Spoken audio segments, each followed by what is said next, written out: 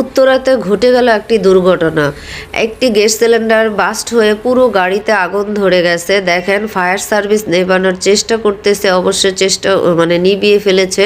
এখন এই যে দেখেন অনেক পানি দিচ্ছে ফায়ার সার্ভিস, অনেকজন নিভাচ্ছে গাড়ি।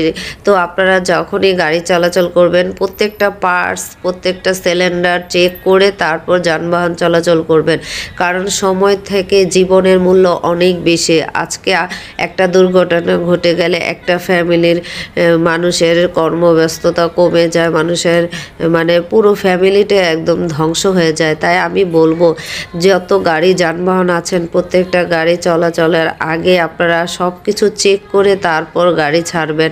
আপনাদের জীবনের থেকে সময়ের মূল্য বেশি না, তাই খুব সাবধানে, এটা আমাদের রিকোয়েস্ট। এবং একটা মানুষের প্রাণ চলে যায়, অনেক সময় অ্যাক্সিডেন্ট ঘটে, দুর্ঘটনা সাইড দিয়ে মানুষ যাচ্ছে।